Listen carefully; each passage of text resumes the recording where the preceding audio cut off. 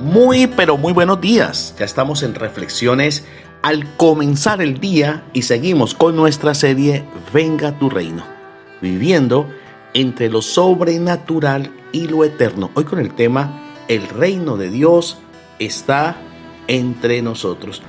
Una tendencia de las personas es a preguntar ¿cuándo sucederán estas cosas? Pero no se dan cuenta que las cosas han sucedido, están sucediendo y sucederán. Y aquello por lo cual preguntan es solo un desenlace, una consecuencia de lo que ha sucedido y está sucediendo. El futuro es el resultado de acciones pasadas y presentes. Ante la pregunta que le hicieron a Jesús los fariseos, ¿cuándo había de venir el reino de Dios? Él le respondió y dijo, el reino de Dios no vendrá con advertencia, ni dirán, helo aquí o helo allí, porque el reino de Dios está entre vosotros. Lucas 17, 20 al 21. Los religiosos de la época de Jesús, y muchos lo hacen hoy en día, piden señales. Quieren conocer los tiempos, quieren saber cuándo ha de venir el reino de Dios. Pero son incapaces de reconocer que el reino de Dios ya se ha acercado, que el reino de Dios está entre nosotros. Ellos no lo podían ver, pero Él estaba delante de sus ojos. Al ciego de nacimiento, a quien Jesús había sanado y a quien habían expulsado por dar testimonio del Señor. Jesús le preguntó, ¿crees tú en el Hijo de Dios? Y él respondió, ¿quién es, Señor, para que crea en él? Jesús le dijo, pues le has visto, y el que habla contigo, él es. Y él dijo, creo, Señor, y le adoró. Dijo Jesús, para juicio he venido yo a este mundo, para que los que no ven, vean, y los que ven sean sanados. Juan 9, 35 al 39. Este hombre había sido sanado. En él se había manifestado la gloria y el poder del reino de Dios. Para este hombre, el reino de Dios se había acercado en la persona de Cristo. Él ya estaba hablando del nombre aquí en la tierra. Ahora su nombre debía ser escrito en el cielo. Y cuando el Señor le pregunta si cree en el Hijo de Dios, este hombre pregunta, ¿quién es? El que has visto. ¿Y gracias a quién le había visto? Pues al Señor, quien le había sanado. El que habla contigo, Él es. Y este hombre en ese momento se consagró al Señor. Ya había visto el reino. La gloria y el poder manifiestas en él. Ahora el Señor le permitía entrar en el reino de Dios. Dice el Evangelio, vinieron los fariseos y saduceos para tentarle y le pidieron que les mostrase señal del cielo.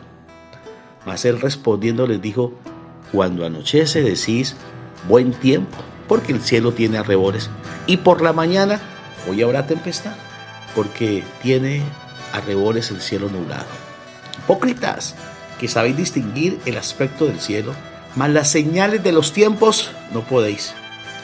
La generación vana y adúltera demanda señal, pero señal no le será dada, sino la señal de Jonás. Y dejándolo se fue. Mateo 16, 1 al 4. Muchos se preguntan, ¿y cuál es la señal de Jonás? Para evitar dudas o conjeturas, Jesús explica cuál es la señal de Jonás. Porque como estuvo Jonás en el vientre del gran pez 3 días y 3 noches, así estará el Hijo del Hombre en el corazón de la tierra 3 días y 3 noches. Los hombres de Nínive se levantarán en el juicio con esta generación y la condenarán, porque ellos se arrepintieron a la predicación de Jonás. Y aquí más que Jonás en este lugar. La reina del sur se levantará en el juicio con esta generación y la condenará, porque ya vino de los fines de la tierra para oír la sabiduría de Salomón. Y aquí más que Salomón en este lugar. Mateo 12, 40 al 42. ¿Cuál es la señal que los hombres no han querido reconocer? ¿Cuál es la señal de Jonás? La resurrección de Cristo. De la pregunta de los fariseos, ¿cuándo había de venir el reino de Dios? El reino de Dios ya estaba entre ellos, pero ellos no lo podían ver. Era tal su ceguera espiritual, su orgullo espiritual, su soberbia personal, que no le podían reconocer. Hay dos virtudes que el Señor resalta al mencionar a Nínive y a la reina del sur. En el caso de Nínive, el arrepentimiento de sus pecados. Al escuchar, al recibir la predicación del profeta Jonás, ellos se arrepintieron. Por eso condenarán a la generación que no se ha querido arrepentir, a pesar que profetas han tenido. Y en el caso de la reina de Saba, el pedir sabiduría.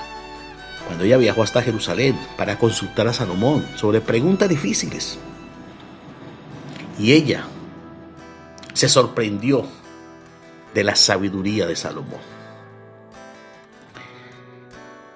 Y por eso condenará a la generación que no ha consultado a Dios, que no ha pedido sabiduría de Dios. Y hace hincapié al Señor, más que Jonás, más que Salomón, en este lugar, dando a entender que el Hijo del Hombre, su persona, su obra, pues es mucho más, su sabiduría, mucho más que la de Jonás y la de Salomón. Uno de los desvíos o errores en los que están cayendo muchos predicadores actuales es competir con la sabiduría del mundo, buscando hacer la obra espiritual, buscando ganar almas para el Señor o para sus congregaciones, pero usando la sabiduría del mundo. Pablo en Grecia tenía una forma de pensar y actuar muy diferente, estando en el centro del intelectualismo y la filosofía. Así que, hermanos, cuando fui a vosotros para anunciaros el testimonio de Dios, no fui con excelencia de palabras o de sabiduría, pues me propuse no saber entre vosotros cosa alguna sino a Jesucristo y a este crucificado. Y estuve entre vosotros con debilidad y mucho temor y temblor. Y ni mi palabra ni mi predicación fue con palabras persuasivas de humana sabiduría, sino con demostración del Espíritu y de poder, para que vuestra fe no esté fundada en la sabiduría de los hombres, sino en el poder de Dios. 1 Corintios 2, 1 al 5. No hay otra señal. Es la resurrección de Cristo, la base de nuestra fe, de nuestra confianza, de nuestra enseñanza, predicación. La señal ha sido dada a los hombres, lo acepten o no lo acepten, lo reconozcan o lo rechacen. El reino de Dios no ha de venir con advertencia, porque en Cristo Jesús ya está entre nosotros. Él es Emmanuel, Dios con nosotros. Considera lo que te digo y el Señor te dé entendimiento en todo. Soy Alexander Dorado. Que tengas un feliz y exitoso día.